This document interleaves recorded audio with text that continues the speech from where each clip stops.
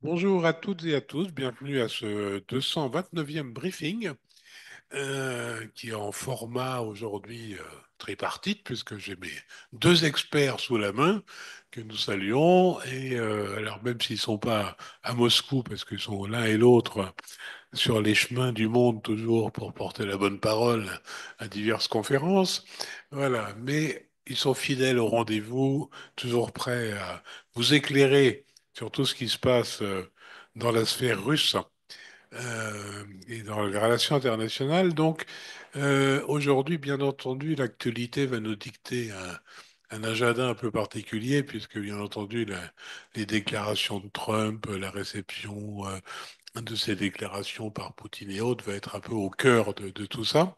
Néanmoins, Arnaud va commencer à nous parler de politique intérieure et d'économie, comme toujours. Ensuite, donc, Igor prendra la suite en se focalisant, bien entendu, sur cette partie trumpienne.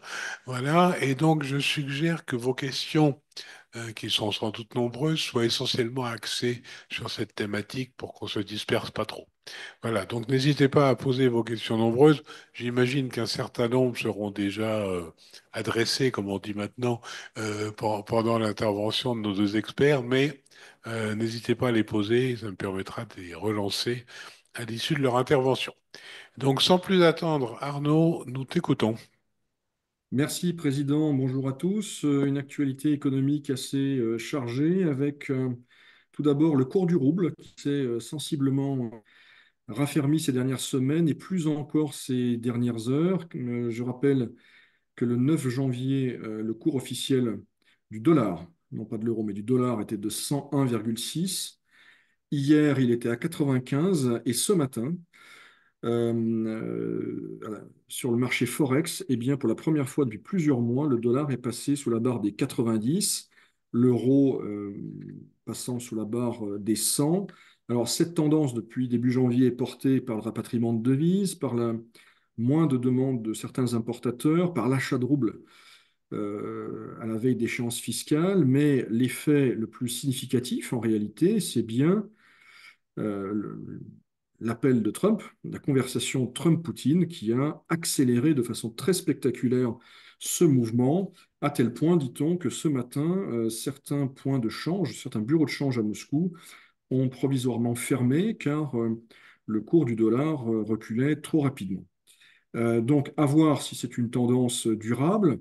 On voit par ailleurs que la bourse de Moscou ce matin a pris 6%. En tout état de cause, il y a une anticipation positive des acteurs économiques russes euh, s'agissant de ces négociations sur lesquelles on reviendra en deuxième partie de briefing. Autre actualité économique, le budget fédéral russe qui, au mois de janvier, laisse apparaître une exécution avec un déficit assez prononcé de 0,8% du PIB. C'est plus que ce qui est prévu sur l'ensemble de l'année, 0,5. Comment ça s'explique? Ça s'explique par des décaissements anticipés dans le cadre de commandes de l'État. Pour le dire autrement, l'État paye des commandes essentiellement militaires avec anticipation, ce qui ne préjuge pas d'un déficit plus important sur le reste de l'année. En tout cas, l'État russe et le ministère de la Défense, à l'évidence, sont sur un rythme de commande extrêmement élevé. Les revenus réels de la population qui sont en train de ralentir, en tout cas la hausse de ces revenus est en train de ralentir, plus 8,6 au quatrième trimestre 2024, ce qui est quand même assez considérable, mais on était à plus 12 au troisième trimestre. D'autres sources qui utilisent une autre méthodologie, en particulier sur la saisonnalité, indiquent un léger recul. Donc on voit que, selon toute vraisemblance, la période d'augmentation très spectaculaire des salaires réels est en train d'arriver à son terme, tout simplement parce que ce rythme était sans doute pas tenable. Les revenus réels, c'est-à-dire encore une fois qui tiennent compte de l'inflation, devraient continuer à croître en 2025, mais à un rythme moins élevé qu'en 2024. Quelques nouvelles des entreprises russes avec le groupe Norilsk Nickel, le grand groupe minier, qui a annoncé des chiffres assez médiocres, avec un recul du chiffre d'affaires de 13%, un recul du bénéfice net de 38%, bon, qui reste à un niveau élevé, hein, 1,8 milliard de dollars, mais une tendance un peu négative. Et dans ce contexte, donc, le groupe Norilsk a décidé de ne pas payer de dividendes. Je rappelle que le Norilsk Nickel réfléchit à la création d'usines en Chine. On en revient aux questions des matières premières avec le gaz russe qui emprunte le gazoduc Turkstream avec des volumes inédits, un record hebdomadaire battu la semaine dernière. Pourquoi? Parce que la demande est extrêmement forte en Europe. L'hiver est assez rude, en tout cas en Europe de l'Ouest. Et la Slovaquie, la Hongrie et d'autres pays euh, font rentrer du gaz russe. Et la Hongrie, on l'a appris récemment, va par ailleurs jouer un rôle d'intermédiaire dans les livraisons de gaz russe à la Moldavie. Donc, cette artère gazière Turkstream, qui est la dernière entre la Russie et l'Europe, je rappelle que les Nord Stream ont été détruits, que la Pologne bloque le gazoduc Yamal, et bien cette artère tourne pleinement. Un mot qui nous ramène sans doute aux discussions russo-américaines. On a appris que Madame Yudaeva, qui est une économiste assez connue à Moscou, qui a été vice-présidente de la Banque centrale et qui avait été nommée il y a quelques mois représentante de la Russie auprès du FMI, eh bien on a appris qu'elle avait obtenu son visa de travail et qu'elle pourra se rendre aux États-Unis, au siège du FMI, pour y représenter la Russie.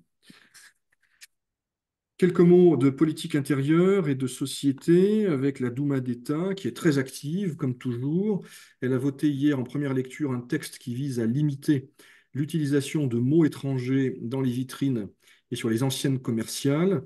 L'un des auteurs de ce projet expliquait que, selon toute vraisemblance, si ce texte est adopté, l'utilisation de mots tels que coffee, sale, fresh, shop, open devrait être impossible. Donc on voit qu'il s'agit dans un registre assez anecdotique, mais qui en dit long sur le fond de l'air à Moscou. Il s'agit de désoccidentaliser l'espace commercial urbain.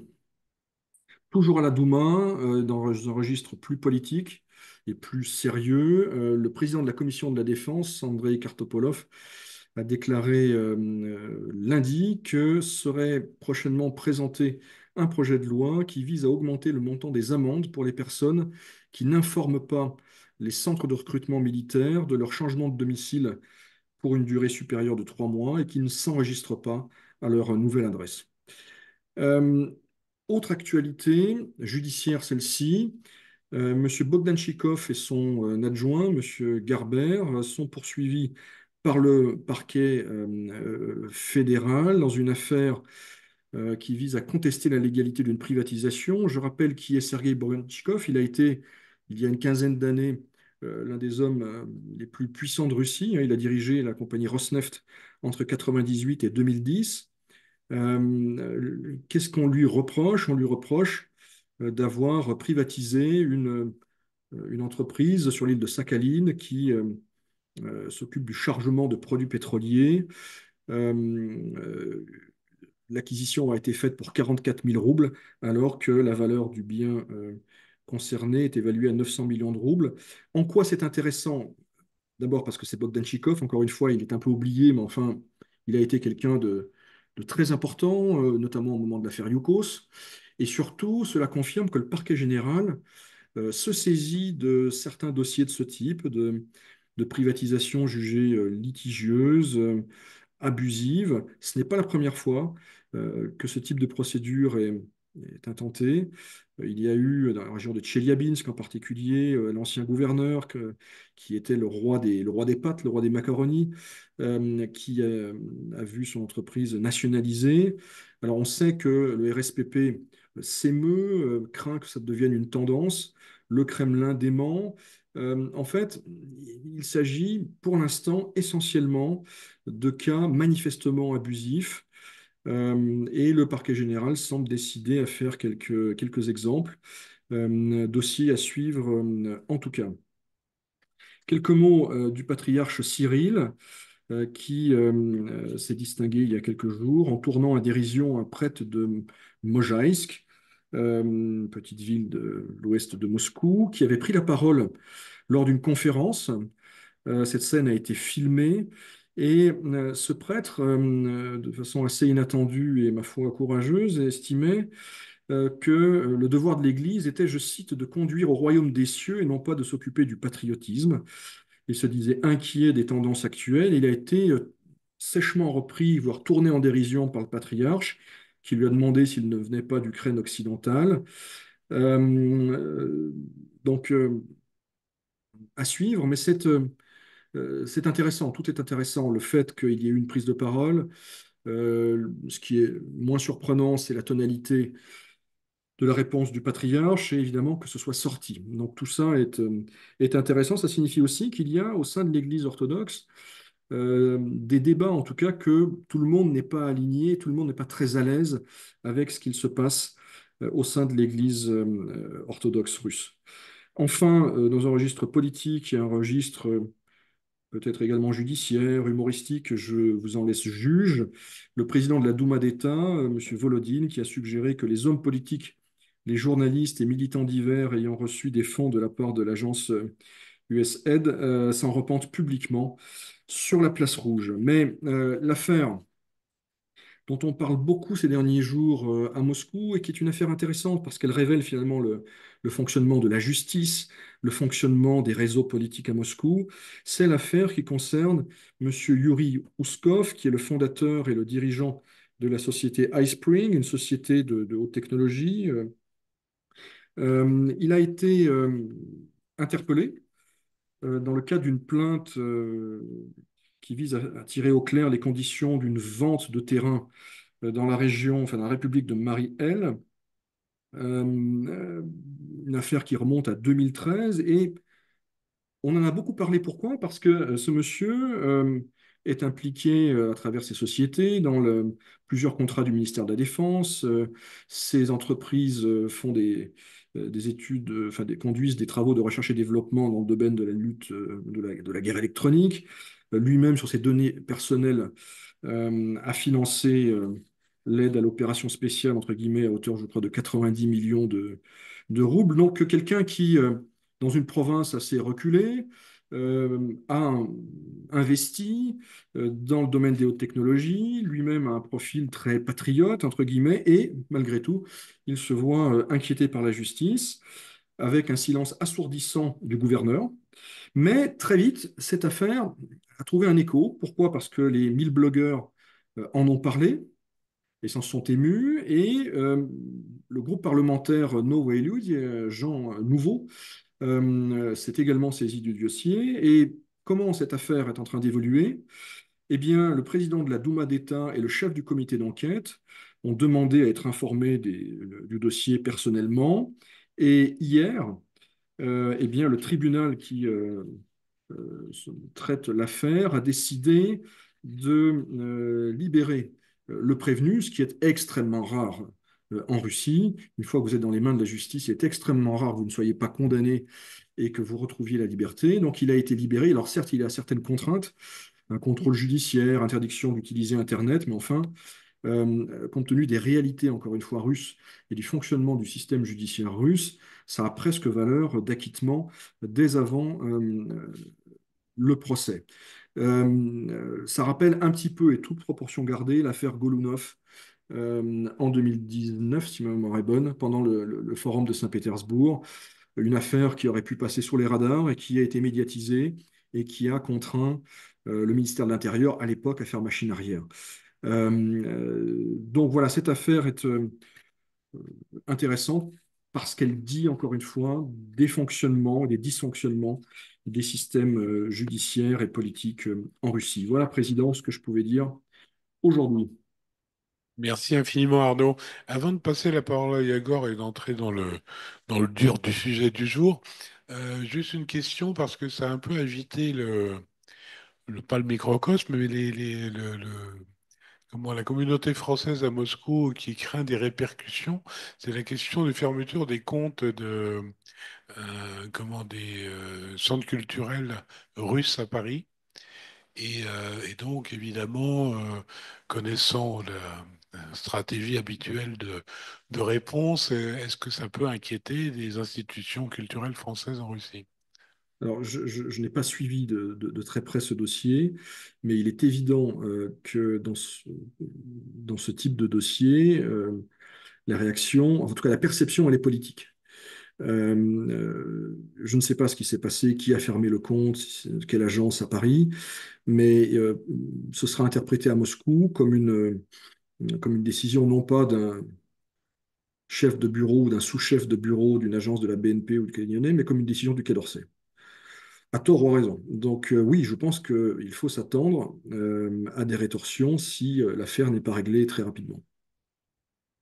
Très bien, donc on va suivre ça de près parce que ça concerne directement la relation franco-russe dans un des derniers domaines qui est resté, qui est le domaine culturel. Oui, et alors qu'il y a eu ces dernières semaines, enfin ces derniers jours, hein, des échanges à propos d'un autre dossier, celui d'un journaliste dont je ne citerai pas le nom, d'un grand quotidien du soir. Il y a eu des échanges assez vifs entre le Quai d'Orsay et Madame Zakharova, porte-parole du MAE. Donc s'il y a un autre dossier en plus, on peut effectivement craindre eh bien une forme d'escalade verbale dans un contexte déjà très dégradé. Très bien, eh ben, on va suivre ça et on en reparlera probablement la semaine prochaine. Igor, écoute, nous sommes tout oui. Voilà, tu vas un peu nous dire ce qui se passe dans le monde trumpien, qui est souvent un peu difficile à décrypter, presque autant que le monde poutinien. Donc, si tu as quelques éclairages, nous serons reconnaissants.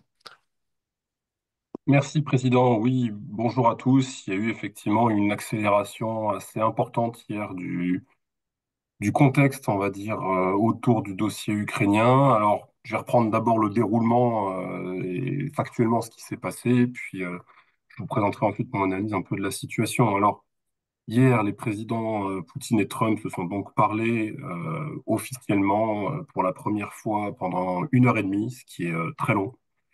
Vladimir Poutine a invité Donald Trump à Moscou et les deux parties ont convenu de se rencontrer en tête-à-tête, très certainement d'après le président américain en Arabie Saoudite, hein, si on en croit sa conférence de presse et ses commentaires aux journalistes suite à cet entretien téléphonique.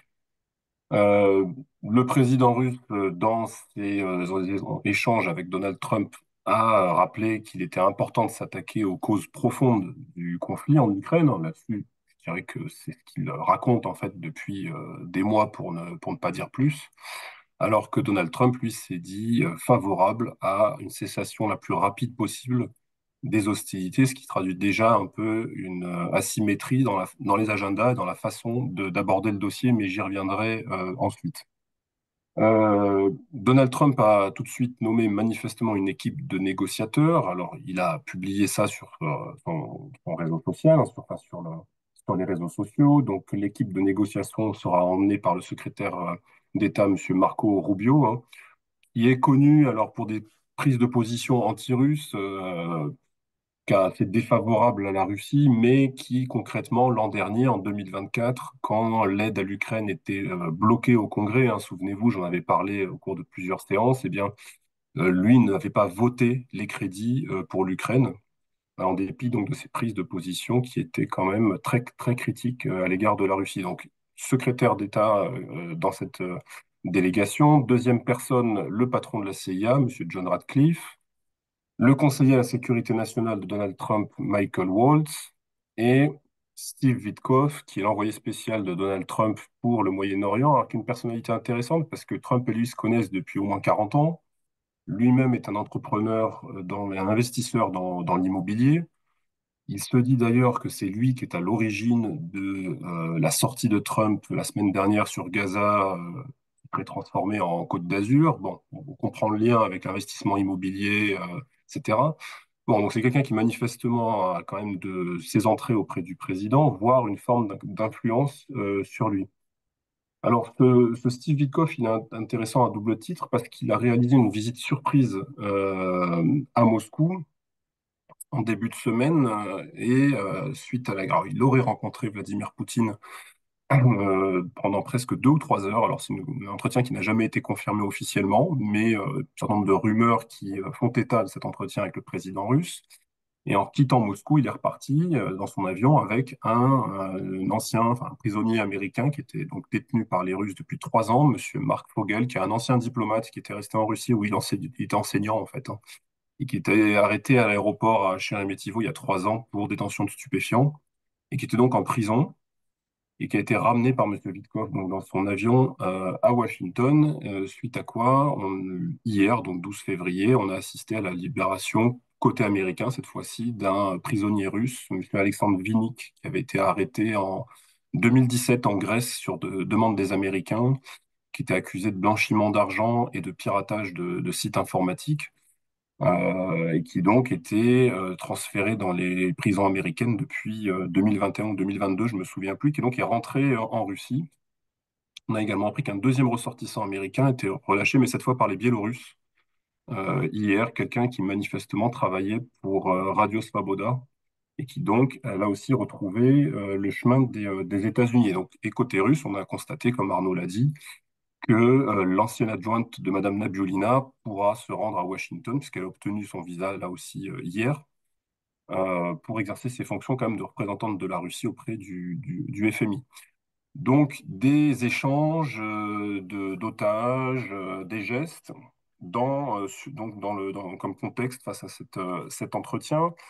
Alors, suite à ce contact téléphonique entre Poutine et Trump, eh bien, Trump a appelé le président ukrainien Volodymyr Zelensky, mais un entretien téléphonique qui était bien plus court, dans lequel il l'a informé de la teneur des échanges qu'il a eus avec le président russe.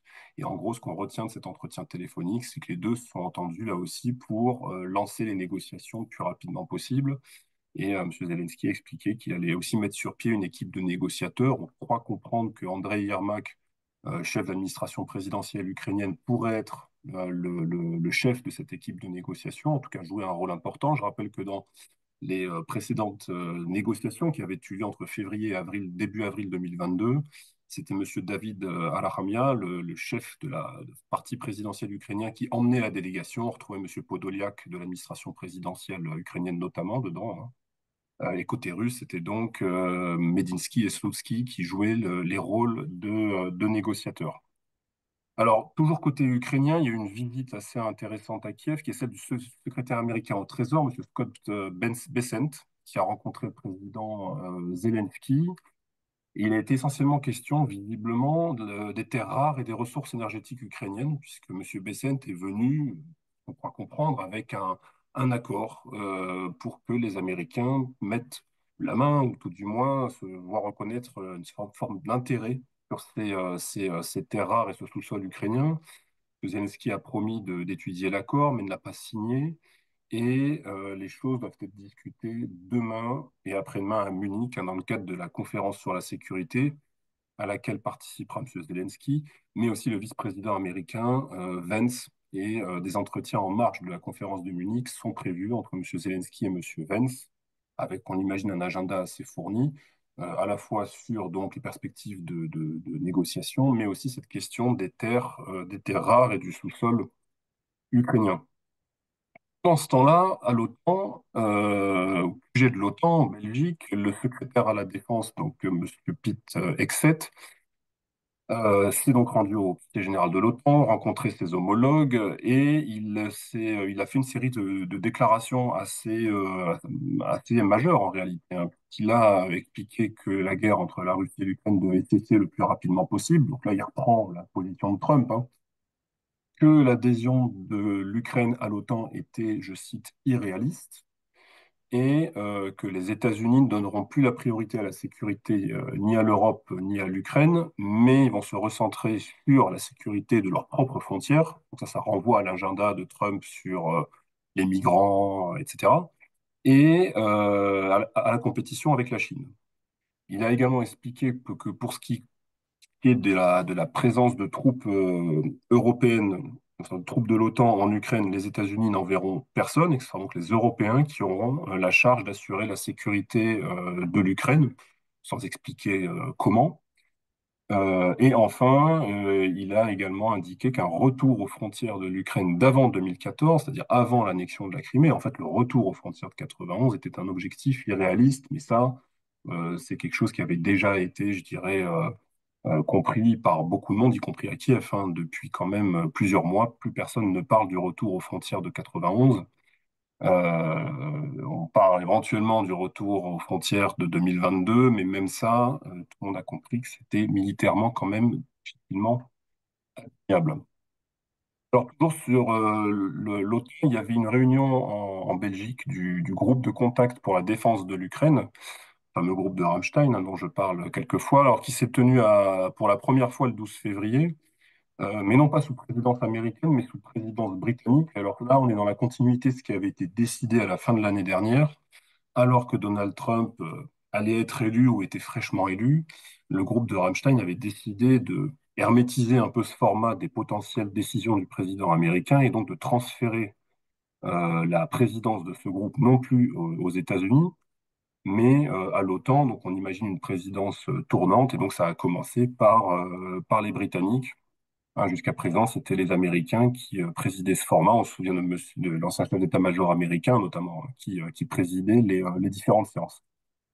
Pour l'instant, c'est fini. Alors donc, une accélération, je vous le disais, du contexte, avec des entretiens téléphoniques, cette fois-ci officiels. Je rappelle quand même que depuis 2, 3 semaines, il y avait beaucoup de rumeurs sur des contacts non avérés, des rumeurs de coups de téléphone, mais qui étaient démentis ou qui étaient un petit peu mitigés.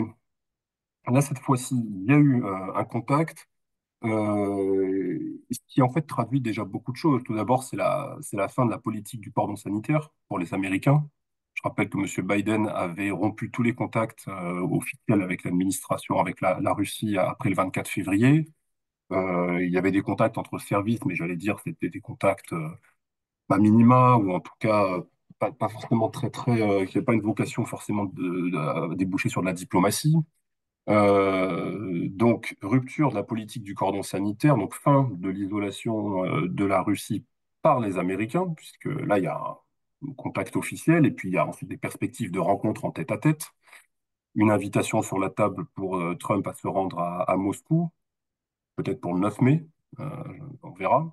Par voie de conséquence, c'est donc la fragmentation du camp occidental, où il y avait une logique de bloc face à la Russie, effectivement, à ne pas parler à la Russie et à aider l'Ukraine. Là, on voit que sur ce volet-là, il y a évidemment les Américains se singularisent, et tandis que les Européens, eux, campent sur leur position. D'ailleurs, il y avait une réunion à Paris hier des ministres des Affaires étrangères français, britanniques, allemands, polonais, italiens, espagnols et de la Commission européenne, Madame Kaja Kallas, avec leur homologue ukrainien, qui se sont donc réunis pour rappeler le principe fondamental de leur action, qui est que rien de ce qui concerne la fin de la guerre en Ukraine ne peut se faire sur le dos des Ukrainiens ou derrière les Ukrainiens, qui doivent être associés à toutes les décisions qui seront prises les concernant.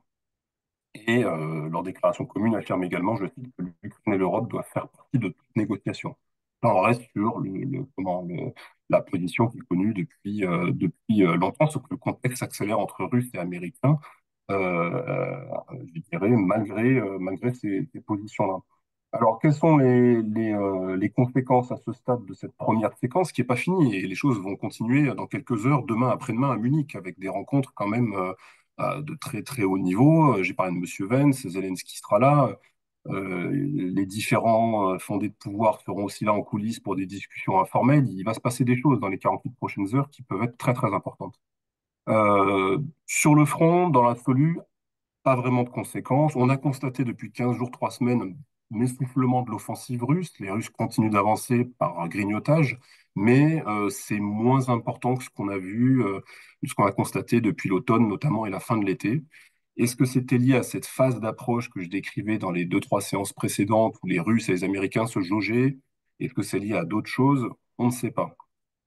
Et deuxième élément pour les conséquences sur le front, eh ben, c'est l'impact pour le moral des troupes.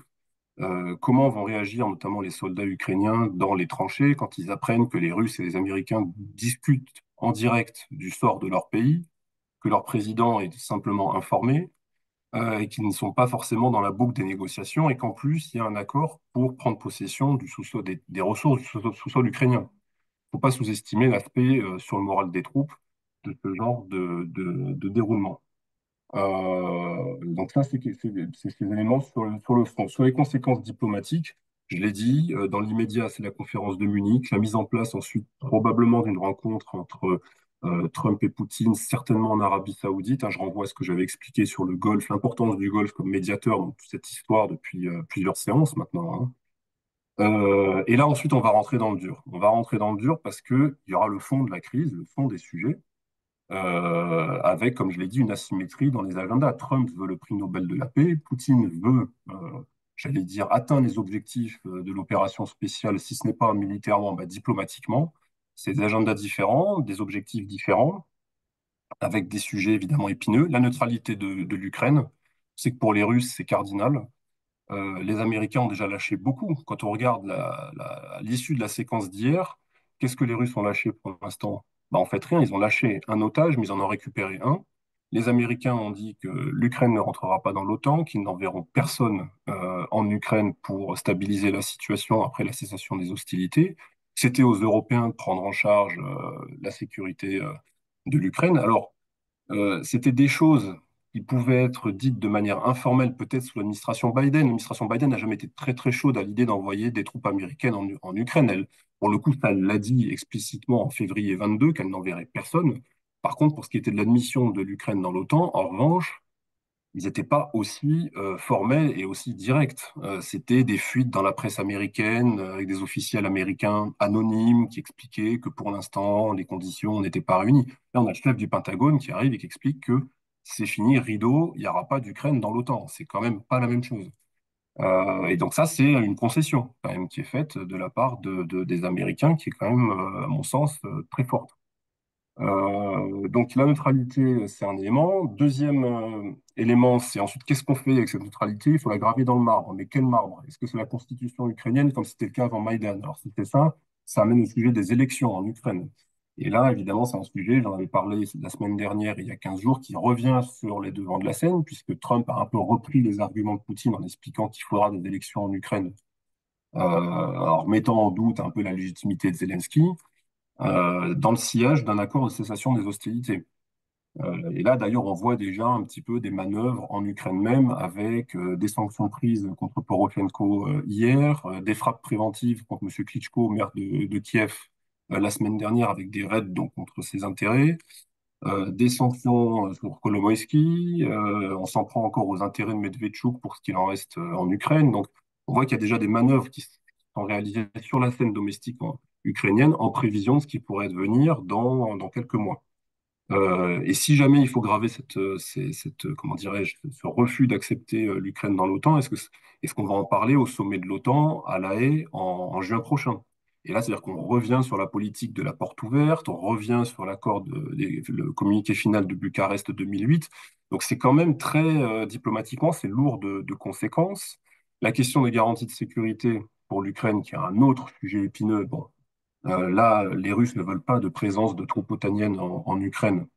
Mais si, admettons, il y a quand même des contingents qui sont déployés de manière périphérique sur le sol ukrainien, et si jamais les hostilités repartent, pour les Américains, ça va être très très dur. Ils vont sous une pression colossale pour intervenir, pour aider leurs alliés. Et là, on rentre dans des scénarios qui sont vraiment impossibles. Donc là, on arrive vraiment sur le fond du sujet, qui est la question des sanctions, qui, à mon avis, est liée aussi un peu aux questions de réparation. On peut imaginer des vases communicants. Mais là, le diable est dans les détails et surtout, l'essentiel des avoirs russes, de la Banque centrale russe, sont non pas aux États-Unis, mais en Europe. Donc là aussi, il y a des gros points d'interrogation. Voilà. Et alors, ce que je constate aussi, c'est les suspicions chinoises. Est-ce que les Chinois sont en train de redouter que dans la logique du deal qui est cher à Trump, les Russes les oublient, voire lâchent certains pans de leurs relations? Je pense que là aussi, il y a des choses qui sont scrutées de la part des Chinois de très très près pour voir comment ce nouveau dialogue entre Russes et Américains va évoluer. Voilà pour le gros morceau, comme tu disais, Gilles, de l'actualité. Et j'ai trois petites nouvelles plus brèves sur le reste, parce qu'il y a quand même la Terre continue de tourner, hein, j'ai envie de dire, ailleurs. Tout d'abord, la Chine, justement, M. Xi Jinping a accepté l'invitation qui lui a été donc fait de venir aux célébrations du 80e anniversaire de la victoire du RSS sur le Troisième Reich le 9 mai prochain, le commerce russo-turc en recul, puisqu'il a reculé d'un peu moins de 7% l'an dernier pour se stabiliser à un peu moins de 53 milliards de dollars, ce qui reste quand même substantiel. Mais donc léger recul qui serait, alors ça c'est les statistiques turques hein, que je vous livre, hein, statistiques officielles, mais qui serait imputé notamment à l'effet des sanctions américaines sur la question des virements bancaires et des paiements, qui évidemment compliquent ce commerce. Et puis, côté de la Syrie, un entretien téléphonique, là aussi, hier c'était une journée décidément très chargée entre Vladimir Poutine et le nouveau chef des autorités syriennes et fondateur enfin, du HTS, hein, du groupe djihadiste, qui se sont donc parlé par téléphone et qui ont notamment parlé de la question des bases navales, des bases russes en Syrie, hein, donc Tartus et Khmeimim. À cet égard, la semaine dernière, le ministre syrien de la Défense, nouvelles autorités donc, hein, avait déclaré que la Russie pourrait conserver ses bases de Tartus et Khmeimim tant, je cite, hein, tant que les exigences, excusez-moi, du Kremlin sont dans notre intérêt, sont entendu notre intérêt des Syriens. Donc là aussi, à suivre.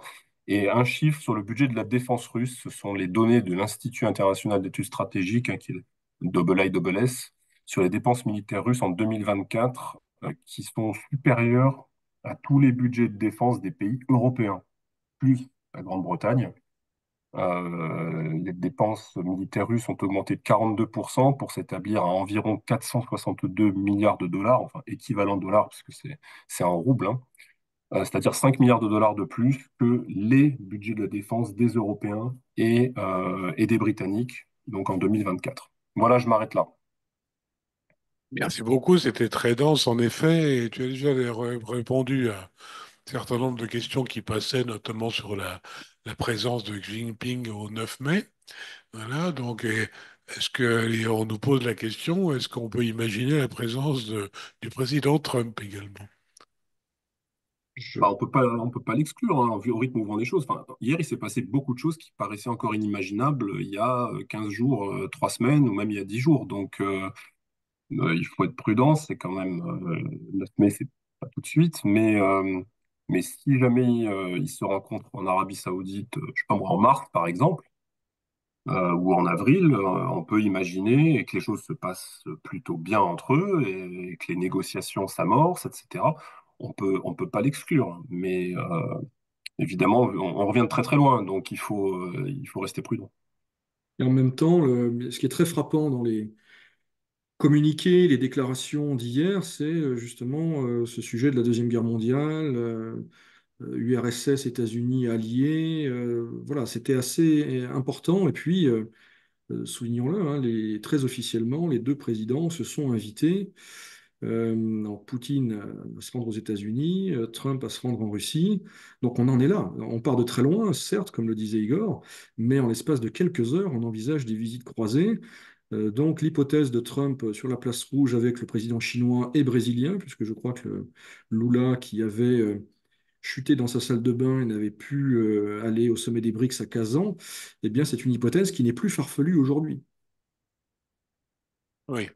Alors d'ailleurs, je s'interroge aussi sur le fait que Trump, qui est présenté toujours comme un négociateur hors pair et de première ligne, est-ce que c'est pas un peu intriguant qu'il ait déjà lâché autant de l'Est avant Ce même qui la surprend négo? beaucoup, ce qui surprend beaucoup de façon générale, ce qui consterne les observateurs français, en tout cas ceux que j'ai vus hier à la télévision, sur une chaîne que j'aurai la charité de ne pas nommer, eh bien, c'est effectivement l'empressement de Trump.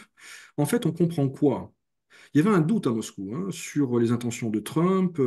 Les Russes analysaient très finement les différentes sensibilités des uns et des autres, Rubio, dont a parlé Igor, et d'autres. En fait, ce qui ressort pour l'instant, c'est que Trump veut avant tout se débarrasser du dossier ukrainien, quoi qu'il en coûte, qu'il veut, passez-moi l'expression, rentrer dans ses frais, d'où la démarche auprès de l'Ukraine sur le dossier des terres rares, mais il y en aura peut-être d'autres. Et, passez-moi encore l'expression, refiler le bébé aux Européens. Européens dont les Russes savent qu'ils ne peuvent pas en réalité se substituer complètement aux Américains. C'est là qu'est le problème. Enfin, une partie du problème. Parce que si les Américains réduisent drastiquement l'aide militaire et financière, ce qui semble d'ores et déjà acquis, concrètement, ça veut dire, enfin, se pose la question d'une augmentation, d'une compensation par les Européens. Les Européens, c'est nous. Est-ce que, on imagine, dans le contexte français actuel, par exemple, qu'une demande de rallonge budgétaire pour financer l'Ukraine, ou qu'un débat sur l'envoi de troupes de maintien de la paix puisse avoir une issue favorable? Je pense que non. Et il y a bien d'autres pays problématiques, entre guillemets, en ce moment, en Europe. Donc on est effectivement dans un moment charnière avec une position américaine qui semble cohérente en réalité. Ils savent ce qu'ils veulent, et ce qu'ils veulent, à l'évidence, ne correspond pas à ce que souhaitent les Ukrainiens ou à ce qu'entendaient les Européens. Et je pense que même les Russes doivent être un petit peu surpris de tout cela.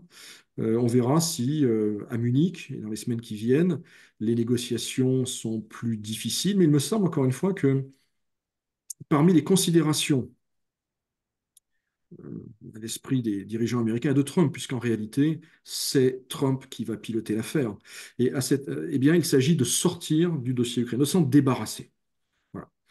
Il y a un point de détail, je ne sais pas si Igor en a parlé, mais comme on entre dans la phase de négociation, ça va avoir son importance, c'est la question des personnes, et on a vu avec un certain étonnement que le général Kellogg n'était pas a priori dans la liste de la délégation américaine chargée de discuter de l'Ukraine. Alors il y aura maintenant deux envoyés spéciaux de fait sur l'Ukraine, M. Witkoff qui est allé à Moscou avant Kellogg. Il est possible qu'il y ait un partage des rôles, Kellogg s'occupant de l'Ukraine et de l'Union européenne. Il est également possible que M. Kellogg soit d'ores et déjà marginalisé et que ça se joue entre effectivement M. Rubio, le chef de la CIA, Radcliffe, Witkoff. Il sera intéressant de voir aussi qui, côté russe, sera confirmé. Igor en a dit un mot. Personnellement, je doute que M. Slutsky et Medinsky soient reconduits, quoi qu'il faut voir, mais à l'évidence, ils ne font pas le poids face à un directeur de la CIA ou un chef du département d'État. Est-ce que ce sera M. Ushakov, le Sherpa de Vladimir Poutine, qui va coordonner et mener cette négociation? Est-ce que Lavrov sera dans le jeu ou pas? Est-ce que M. Narishkin, qui a fait des déclarations remarquées aujourd'hui sur un partage de l'Ukraine entre pays frontaliers, sera de la partie? Il semble par ailleurs acquis que M. Abramovich, le grand oligarque qui avait joué un rôle discret mais réel en coulisses au printemps 2022, eh bien que son rôle, enfin qu'il n'ait plus de rôle à jouer, en tout cas vu de Moscou, dans cette affaire-là. Donc c'est important parce que tous ces gens ont leur vision du monde, leur perception, leur sensibilité, et même s'ils ont des instructions, les négociations, c'est aussi une affaire d'hommes. Du reste, on nous pose très directement la question, Munich, pensez-vous que le destin de l'Ukraine sera scellé lors de la conférence? Quel est votre sentiment là-dessus? Bah, en tout cas, il y a une bonne partie qui peut s'y jouer. Vu les déclarations de ces 48 dernières heures, juste ce qui s'est passé hier, il y a eu une grosse phase de préliminaire, enfin d'approche en coulisses pendant 15 jours, 3 semaines. On voit qu'il y a des réajustements dans l'articulation du dispositif. Arnaud l'a dit, avec Kellogg qui est complètement, visiblement marginalisé, qui semble découvrir a posteriori même peut-être certaines choses. Donc il y a une accélération. Euh, on rentre dans une nouvelle phase puisque désormais maintenant les contacts sont rétablis, les équipes se mettent en place et là on va rentrer donc dans les phases de discussion. Et c'est vrai que je pense que le fait qu'il y ait cette conférence de Munich, donc 14, 15, 16 février, faisait partie aussi du timing. C'était important de se parler et peut-être de rentrer déjà dans cette nouvelle phase avant cette conférence parce que ce sera l'occasion de rassembler quand même des gens très influents qui viennent d'Europe, d'Amérique du Nord, d'Asie et d'ailleurs pour discuter de sécurité en Europe. Et on comprend bien que le vrai sujet pendant cette conférence, ça va être l'Ukraine, parce que c'est une conférence où on parle de beaucoup de choses concernant la sécurité, sauf que là, le sujet, ce sera véritablement l'Ukraine. Et donc, ces types de conférences, vous avez beaucoup de discussions en marge, dans les couloirs, dans les salons, dans les hôtels, où les messages sont passés, où les gens se rencontrent. Ils n'ont pas l'occasion de se rencontrer forcément ailleurs. Et donc, on peut imaginer que, en tout cas, à défaut que le destin de l'Ukraine s'y joue, il y a en tout cas la mise en place de beaucoup de choses qui vont façonner le destin de l'Ukraine ensuite, dans les peut-être les semaines ou les mois qui viennent, à l'occasion de la de ces des négociations qui vont se jouer. En tout cas, il y a l'Europe et l'Ukraine, il faut le dire franchement, pour l'instant, sont largués. Largués par la Russie et par les États-Unis, ne participent pas aux discussions. C'est le plus grand tabou, en fait, qui est tombé. Igor, à juste titre, a parlé de la levée de l'isolement, du confinement diplomatique de la Russie par les États-Unis. Mais l'autre tabou, c'est que Trump et Poutine parlent de l'Ukraine et sans les Européens. Et ce qui est très frappant aujourd'hui, c'est un spectacle assez consternant, il faut le dire, c'est de lire, d'entendre les responsables européens, mais également ukrainiens, dire, enfin, exiger ou presque implorer leur retour à la table des négociations. Et je pense que c'est ça qui va se jouer à Munich. Est-ce que finalement les États-Unis consentent à laisser une place, un strapontin, à entendre ce que les Européens et les Ukrainiens leur disent, ou est-ce qu'ils poursuivent dans une voie strictement bilatérale avec les États-Unis, avec la Russie? Et là, l'Ukraine et l'Union européenne vont devoir faire un choix. C'est est-ce qu'ils acceptent l'issue donc qu'on ne connaît pas à ce stade des discussions entre Américains et Russes, ou est-ce qu'ils s'engagent sur une autre voie qui est un refus, ce qui a d'autres conséquences, des conséquences militaires, financières, diplomatiques. Et là, pour le coup, on peut penser que les États-Unis cesseront toute aide à l'Ukraine et à l'Europe. Donc voilà, on est vraiment à un carrefour. Je pense que Munich, ce n'est pas scellé sur l'Ukraine, c'est voir quelle voie on emprunte à ce carrefour. Alors, il y a beaucoup de questions sur les fameuses terres rares en Ukraine et donc les convoitises américaines sur ces terres rares. Et il semblerait d'une part que l'essentiel de ces gisements soit dans le Donbass, donc ça échapperait à une négociation avec l'Ukraine puisque ce serait en fait la Russie qui en disposerait, si on comprend bien. Est-ce que ça a réellement beaucoup d'importance, sachant que les États-Unis sont en train de mettre la main sur un énorme gisement en République dominicaine, et donc qui serait plus proche et plus calme que les gisements ukrainiens. Est-ce que ça a donc autant d'importance qu'on veut bien accorder? Alors, Ouais, premier je pense. point, l'essentiel des terres rares, effectivement, se trouve dans le Donbass, mais pas seulement. Il y en a également dans l'ouest de l'Ukraine, il y en a également dans la région de Dnipropetrovsk et de Kharkov. Mais effectivement, il y a beaucoup de gisements dans le Donbass. Euh, il me semble que pour les États-Unis, enfin, ce qui est important dans cette affaire, c'est ce que ça révèle de l'approche américaine. C'est une approche transactionnelle. Et en gros, comme je le disais, il s'agit pour eux de finalement d'amortir leur investissement. Ils ne veulent plus payer, faire de nouveaux décaissements, mais en plus, ils souhaiteraient récupérer une partie de leur mise par le biais d'un accord sur les terres rares. Je doute quelque peu de la faisabilité, de l'intérêt strictement financier de l'affaire, mais ça révèle que finalement, la nouvelle administration américaine, eh ben, elle ne fait pas de cadeaux aux Ukrainiens. Ça rappelle, alors, comparaison n'est pas raison, hein, évidemment, mais l'aide, entre guillemets, soviétique aux républicains espagnols. Hein, je rappelle que l'URSS, à l'époque, avait rapatrié à Moscou l'or de la Banque centrale. C'était pas une aide, c'était contre espèces sonnantes et trébuchantes. Là, Trump hérite d'un dossier dont il condamne la gestion par l'administration précédente et il veut montrer que mais il ne fait pas de cadeau, donc il fait du business, il va essayer de récupérer une partie de l'argent. Concrètement, je pense que c'est douteux. Je pense qu'il y a peut-être une autre idée derrière la tête, c'est d'empêcher que les Chinois mettent la main sur ces terres rares. Peut-être que pour Biden, il s'agit de faire en sorte de co-gérer avec les Russes ce dossier. Mais en réalité, c'est très inquiétant pour l'Ukraine. Ils essayent de s'adapter, d'envoyer des signaux, de dire qu'ils sont ouverts, mais vous comprenez, ça conforte et ça confirme les discours russes depuis plusieurs années sur le caractère néocolonial de l'approche occidentale, sur le fait que l'Ukraine, au fond, pour les Occidentaux, c'est pas important. Ce qu'ils veulent, c'est leurs ressources, que ce soit leurs terres noires ou les terres rares. Là aussi, c'est du pain béni quelque part en termes d'image pour la Russie. Alors, il y a une autre question qui nous dit, Poutine peut-il laisser une partie des territoires de Zaporijjia, Kherson, Donetsk plus Odessa et Kharkov aux mains des Ukrainiens. Donc, ce qui irait contre comment euh, le fait que ça a été intégré au territoire russe de façon très officielle. Alors Est-ce que ça attention, fait pas partie de la Kharkov, négociation? pas Odessa. Alors, et il y a un autre problème, c'est Koursk. Je rappelle que l'armée ukrainienne contrôle toujours 400 km² environ à Koursk, s'accroche, lance des contre-offensives, a proposé de façon très prévisible un échange dont la Russie ne veut pas entendre parler. Euh, je crois que là, pour la Russie, pour Poutine, désormais, ce qui compte, ce n'est pas de prendre 2 ou 3 villages de plus, c'est effectivement d'avoir un accord d'ensemble sur la sécurité européenne avec les Américains et, espère le Kremlin, par effet d'entraînement, les Européens eux-mêmes.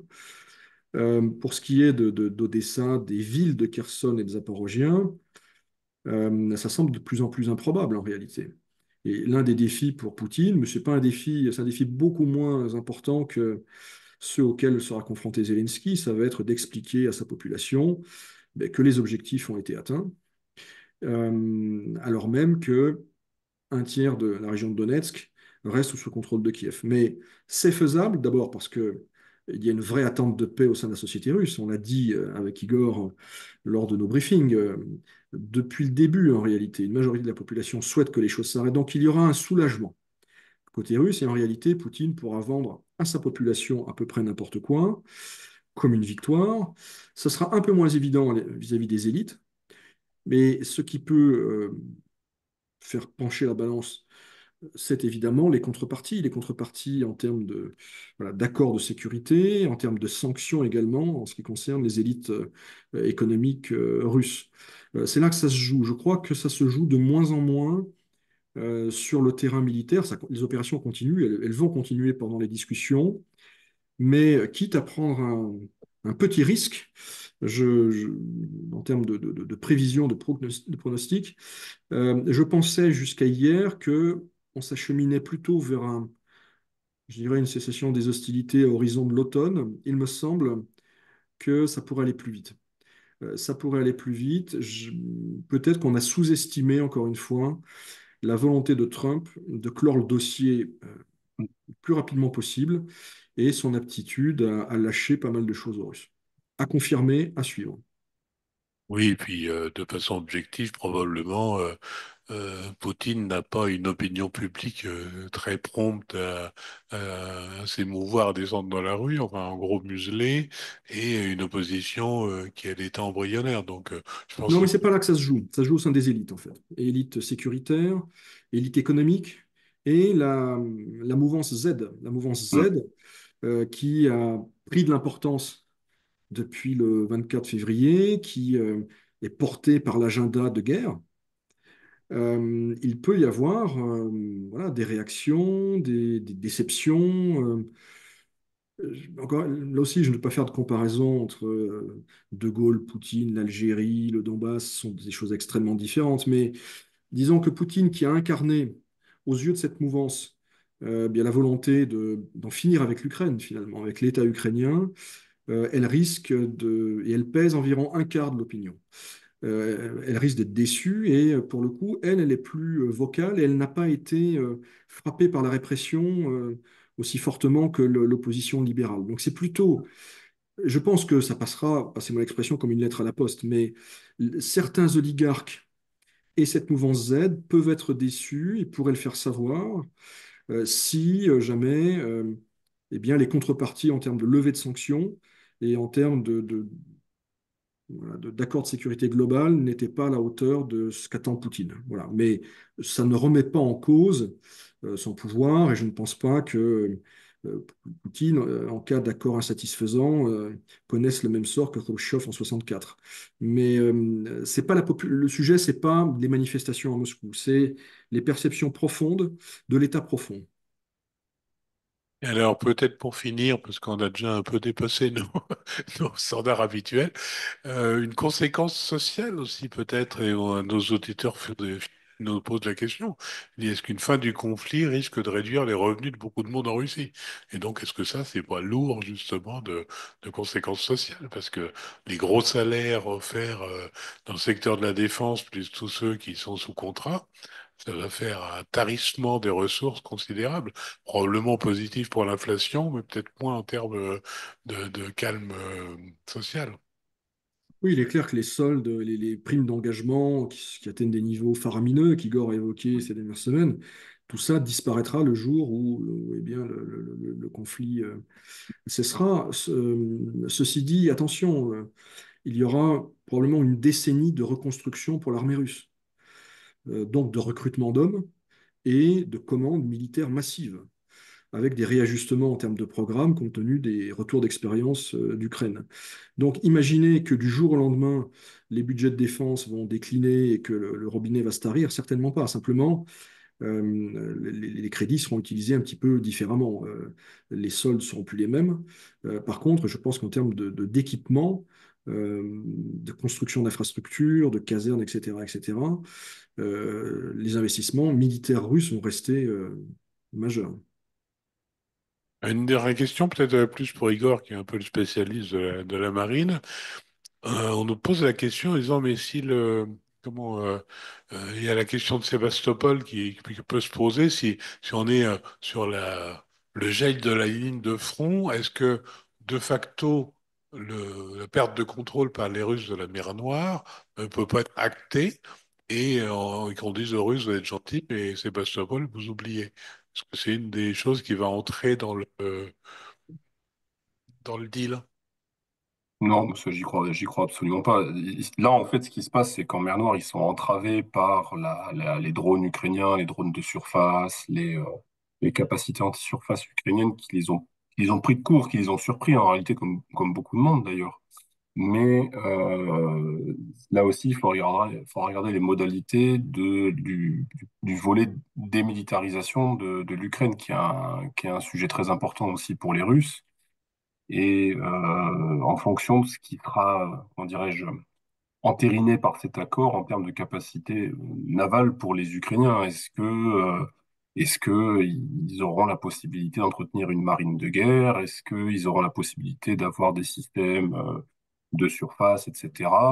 Certainement qu'ils vont conserver des choses, mais si on gèle le conflit, que les armes se taisent et que on travaille à l'étage d'après, qui est de voilà de cimenter cette paix avec la question de sécurité en Europe, etc. Au-delà, euh, l'état de conflit, enfin de guerre qui faisait que les détroits turcs étaient fermés, bon bah va s'arrêter. Les Russes pourront retrouver la liberté de mouvement entre les bateaux russes, je veux dire, de guerre russes pourront retrouver la liberté de mouvement entre la mer Noire, Sébastopol et de l'autre côté la Méditerranée orientale et les choses vont rester là. Donc, non, je pense pas si vous voulez, je pense pas que ce sera comme, il y aura pas un peu comme l'accord de Paris en 1856, où on avait demandé à la marine russe de cesser d'exister en mer Noire, de démonter les forts en Crimée, etc. Mais là, la Russie avait perdu la guerre de Crimée en 1856, c'était une capitulation. Elle avait interdiction d'avoir une marine de guerre en mer Noire, de démanteler toutes les fortifications à Sébastopol, tout devait être démoli. Là, on est quand même dans un contexte qui est inverse en réalité. Elle est un peu paralysée dans son action, mais elle s'est réfugiée dans d'autres, comment dirais-je, vers d'autres ports pour être moins vulnérable à l'égard des drones ukrainiens. Et le jour où les combats s'arrêtent, elle pourra regagner sa liberté de mouvement. Bien, bah, c'est passionnant tout ça. Merci à tous les deux. Alors effectivement, on va suivre tout ça de très près. Je pense que tout le monde attend avec impatience notre prochain briefing de jeudi, où je ne serai pas parce que je serai en déplacement, mais j'espère que vous deux serez là pour nous éclairer encore une fois. Et donc effectivement, on vit, je pense, une période charnière, cruciale. Donc merci d'ouvrir grand vos oreilles, de faire fonctionner vos antennes les plus fines, voilà, pour nous apporter le plus d'éclairage possible. Comme toujours, merci à tous nos auditeurs et auditrices de leur fidélité. On se retrouve pour le 230e briefing, donc jeudi prochain. D'ici là, comme toujours, ben, la CCI France se tient à vos côtés. Tenez bon.